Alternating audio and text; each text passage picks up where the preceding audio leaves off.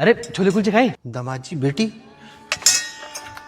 Uncle 2 plate chole kulche लगाना। नहीं है, कोई कुलचे उलचे नहीं है यहाँ। अरे अंकल कितने सारे तो कुलचे रखे हुए हैं, पतीला भर के आपने छोले बना रखे हैं और आप बोल रहे हो छोले कुलचे नहीं है।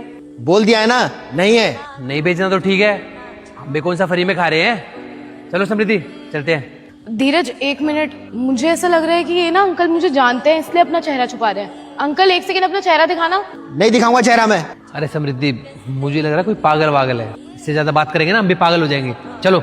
मुझे ऐसा क्यों लग रहा है कि ये मेरे पापा हैं और ये मेरे पापा की आवाज है। अरे तुम्हारे पापा यहाँ क्या करेंगे, पागल हो गई हो क्या तुम? 1 मिनट रुको, अभी पता चल जाएगा। पापा आप यहाँ पे छोले कुलचे की दुकान क्यों लगा रहे हो? क्या करूं बेटा, मजबूरी है, इसलिए मटर कुलचा बेच रहा हूँ। दामाद जी देखिए ना, मेरे बेटे ने मेरी क्या हालत कर दी है। आप एक काम करिए, हमारे साथ घर चलिए, घर चल के बात करते हैं। मैं समझ रहा हूँ क्या दिक्कत है, चलिए। हाँ पापा आप पहले घर चलिए। अब बताइए पापा जी, आपने वहाँ पे कुलचे की रेडी क्यों लगा रखी थी? बेटे को अपने पैरों पे खड़ा करने के लिए मैंने अपनी सारी जिंदगी भर की कमाई लगा दी, लेकिन मुझे क्या मिला? इस बुढ़ापे में मुझे घर से बाहर निकाल दिया। क्या भैया ने आपको घर से बाहर निकाल दिया? हाँ बेटा, उसने मुझे धक्के मार के घर से बाहर निकाल दिया। जिस उम्र में हमें आपका ध्यान रखना चाहिए उस उम्र में आप काम करोगे क्या पापा जी? हमें नहीं पता, आज के बाद नहीं लगोगे वहाँ पे रेडी, हमारे साथ रहोगे आप? अरे दामाद जी कैसी बात कर रहे हो, पाप चढ़वाओगे क्या? मैं भला अपनी बेटी के घर में कैसे रह सकता हूँ? क्यों नहीं रहोगे? क्योंकि मैं आपका दामाद हूँ। अरे हमारे मम्मी पापा भी हमारे साथ रहते हैं यहाँ पे, समृद्धि ने तो कभी मना नहीं किया, तो फिर मैं इसके पापा को कैसे कर दूँ मना?